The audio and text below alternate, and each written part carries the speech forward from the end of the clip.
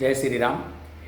டெல்லியில் ஜந்தர் மந்தர் நடந்தல நீட் முறைகேடு போராட்டத்தில் கலந்துக்கிட்ட அத்தனை பேர்த்துக்கும் முகமது சுனைத் அப்படிங்கிற ஒருத்தர் நல்ல மனசோட, நல்ல எண்ணத்தோட, நல்ல நோக்கத்தோட எல்லாத்துக்கும் ஒரு 20 நாளைக்கு மேலே சாப்பாடு போட்டிருக்காரு. அவர் வச்சுக்க ஒரு சின்ன செல்ஃபோன் கடை இருந்தாலும் கூட அவர் தன்னுடைய வறுமை கூட மனசில் வச்சுக்காமல் அவரால் முடிஞ்ச அளவுக்கு கிட்டத்தட்ட ஒரு 5 கோடி ரூபாய்க்கு மேலே செலவு பண்ணியிருக்கிற போல் இருக்குது. ஆனால் சின்ன கடை தான், நல்லா ஞாபகம் வச்சுக்க, சின்ன கடை தான் வச்சுருக்காரு, செல்ஃபோன் கடை. அது செலவு பண்ணிக்கிறாரு.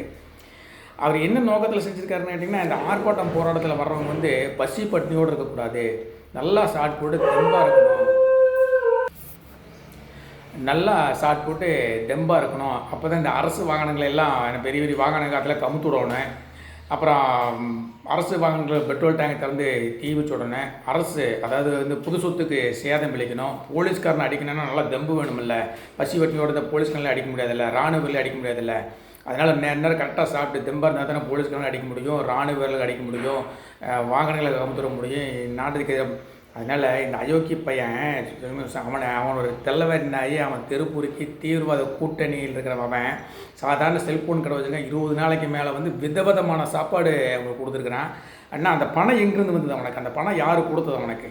நல்ல நோக்கத்துக்காக செய்கிறோன்னு நினச்சவன் அந்த பணம் எங்கேருந்து இப்படி சாப்பாடு கூட தப்பு இல்லை, சாப்பாடு போடலாம். ஆனால் யாருக்கு சாப்பாடு போட்ட நீ அப்படிங்கிறத கேள்வி. இந்த தேசத்துக்கு எதிராக போராடினவங்களுக்கு நீ சாப்பாடு போடுவியா?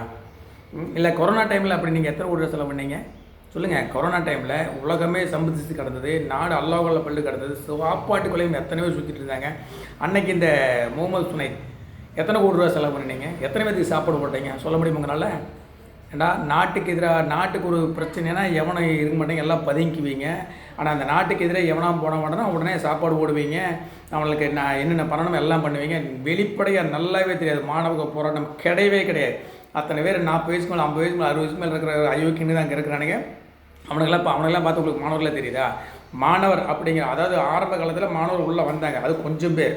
இது இந்த கோடீஸ்வரம் வீட்டு குழந்தைங்க பார்த்தா ஒரு டாக்டர் பொண்ணுன்னு சொன்னால் கையில் சிகரெட் வச்சு நின்று இந்த மாதிரி கல்ச்சரில் இருக்கிற இந்த பெரிய பெரிய கோடீஸ்வரம், இந்த நீட் தேர்வு சந்திக்க முடியாத கோழைகள், பணத்தை கொடுத்து சீட்டு வாங்கணும் அப்படிங்கிற நிலைமையில் இருக்கிற கோடீஸ்வரம் வீட்டுக்குள்ளே கொஞ்சம் பேர் வந்தாங்க. அவனுங்களும் இந்த நாட்டுக்கு எதிரான போராட்டம், இது மாணவ போராட்டம் இல்லை, நீட்டுக்கு எதிரான போராட்டம் இல்லை, தேசத்துக்கு எதிரான போராட்டம் அப்படிங்கிற காரணத்துக்கு அவனுங்களும் ஓடி போயிட்டானுங்க.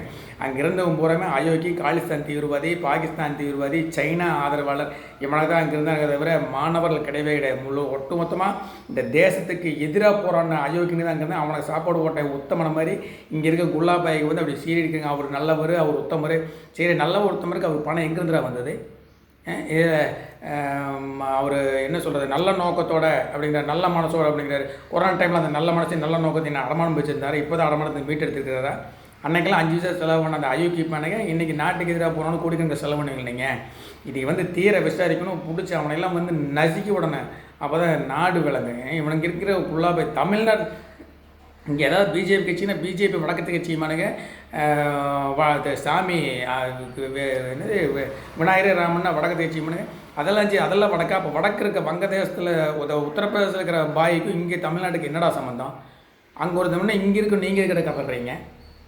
நீங்கள் வடக்குன்னு சொல்கிறீங்கல்ல, அவன் வடக்குன்னு தானே, வடக்குன்னு உங்களே சம்மந்தம், எதுக்கடா கதறீங்க நீங்கள்? இந்து மதத்தையும் மட்டும் சாமி வந்தால் வடக்கு கடவுள், ராமர் வடக்கத்தை கடவுள் இங்கே கும்பிடக்கூடாதுங்கிறீங்க, விநாயகர் வடக்கத்தை இங்கே கும்பிடக்கூடாதுங்கிறீங்க. அப்போ வடக்கத்தில் இருக்கிற குல்லாவ் பார்ட்டி முஸ்லீம்ஸ் மட்டும் இங்கே நீங்கள் கொண்டாடலாமா? அங்கே உத்தரப்பிரதேசத்தில் அயோக்கியத்தனம் பண்ண முஸ்லீமுக்கு இங்கே இருக்கிற முஸ்லீமுக்கு என்னடா சம்மந்தம்? அவனுக்கு பிரச்சனை, நீங்கள் ஏன்டா இங்கேருந்து கத்துறீங்க? நான் சமூக வலைதளத்தில் பார்த்துட்டு தான் இருக்கிறேன். எத்தனை இஸ்லாமியர்கள் அவனுக்கு ஆதரவாக கமெண்ட் பண்ணிகிட்டு இருக்கீங்க, எத்தனை விஷயத்தில் அவனுக்கு ஆதரவாக வீடியோ போடுறீங்க. நான் பார்த்துட்டேன். முதல்ல அவன் ஆதரவாக போடுறவங்க உங்களெல்லாம் நோட் பண்ணி உங்களெல்லாம் விசாரிக்கிறேன்டா, அப்போ தான்டா சரியாக வரும். முதல்ல ஒரு சாதாரண செல்ஃபோன் கடை வச்சுருக்குவேன், அன்னாடு வயிறு வளர்க்குறதே பெரிய விஷயம். நம்ம பார்த்துட்டு தான் இருக்கணும். ஒரு செல்ஃபோன் கடை வச்சுக்கு என்ன வருமானம் வருது என்ன? அதே செல்ஃபோனுக்கான புது செல் வைக்கிற ஷோரூமெல்லாம் கிடையாது, செல் ரிப்பேர் பண்ணுற கடை அப்படின்னு சொல்கிறானுங்க.